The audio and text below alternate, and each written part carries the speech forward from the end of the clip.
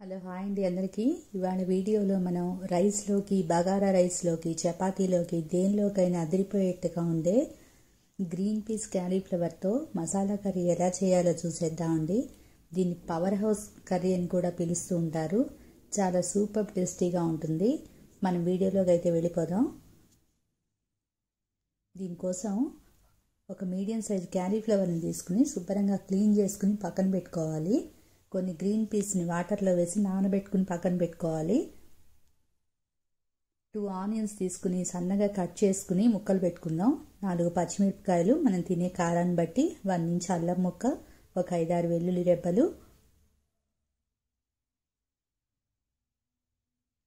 దీనికి సరిపడ మసాలా దినుసులు అయితే తీసేసుకుందాం. ఒక చిన్న అనాస పువ్వు, 4-5 లవంగాలు, ఒక 7-8 మిరియాలు, 2 దాల్చిన చెక్క, ఒక ఎలాచి,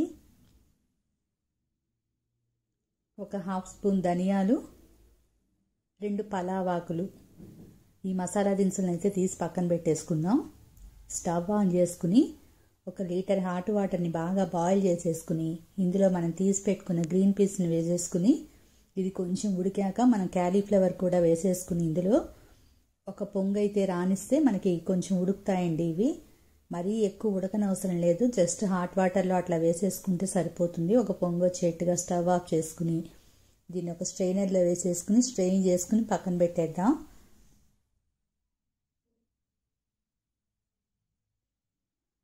స్టవ్ ఆన్ చేసుకుని మందపాటి కడాయి పెట్టుకుని ఒక 4-5 స్పూన్ల ఆయిల్ అయితే వేసుకోవాలండి. కొంచెం మసాలా కూరలకి కొంచెం ఆయిల్ ఎక్కువ ఉంటేనే బాగుంటుంది.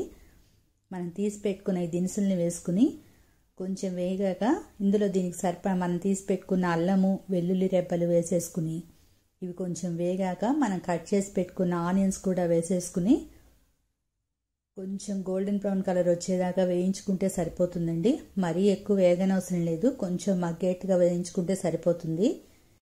మరీ వేడివేడిది కాకుండా కొంచెం చల్లారాక వీటిని ఒక మిక్సీ జార్లో తీసుకుని మిక్సీ జార్లో వేసేసుకుని మిక్సీ పట్టేసుకోవాలి మెత్తగాను. మనకి ఈ విధంగా అయితే సరిపోతుందండి. కొంచెం పేస్ట్ లాగా చేసేసుకుంటే సరిపోతుంది.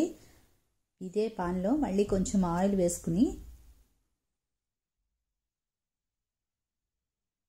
మనం తీసి పెట్టుకున్న పచ్చిమిరపకాయ ముక్కలను వేసుకుని ఇవి కొంచెం వేగాక కారం వేసేసుకోండి. 2 స్పూన్లు కారం అయితే పడుతుంది దీనికి. మనం తినే కారాన్ని బట్టి నేనైతే 2 స్పూన్స్ తీసుకున్నాను. ఈ కారం మనం ముందు వేసేసుకోవటం వల్ల గ్రేవీ మనకి మంచి కలర్ వస్తుందండి, బాగుంటుంది. ఈ దాబా స్టైల్లో క్యాలీఫ్లవర్ కర్రీ ఇలానే చేస్తారు. ఈ రెడ్ మిర్చి పౌడర్ వేసేసుకుని మనం తీసి పెట్టుకున్న ఈ మసాలా ముద్దను కూడా వేసేసుకుని కొంచెం వాటర్ పోసుకోవాలండి. ఈ మిక్సీ జార్లో కొంచెం వాటర్ పోసేసుకుని ఇది కూడా కలిపి పోసేసుకుని బాగా కలిపేసి ఒకసారి మూత పెట్టేసుకుందాం. ఒక 2 నిమిషాల పాటు మూత పెట్టేస్తే మనకి గ్రేవీ కొంచెం ఉడికి ఉంటుంది.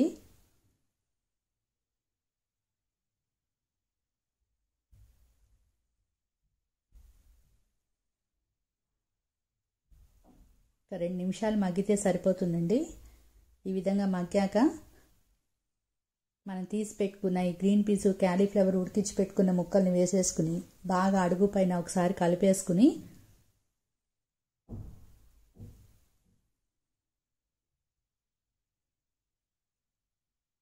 దీనికి సరిపడా సాల్ట్ అండి, 1/2 టేబుల్ స్పూన్ అయితే పడుతుంది. దీనికి సరిపడా సాల్ట్ వేసేసుకుని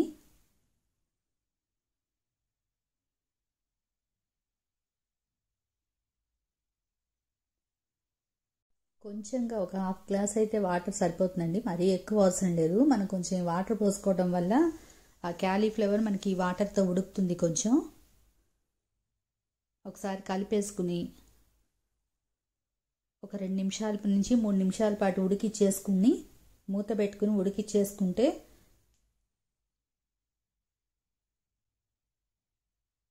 మనకి దాబా స్టైల్ చక్కటి క్యాలీఫ్లవర్ పీస్ కర్రీ అయితే తయారైపోతుందండి. దీనిపైన కస్తూరి మేతి చల్లేసుకుంటే మనకి చక్కగా మంచి ఫ్లేవర్ వస్తుంది.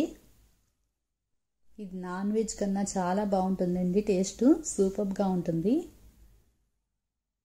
మీరు కూడా ట్రై చేయండి, డెఫినెట్గా లైక్ చేస్తారు.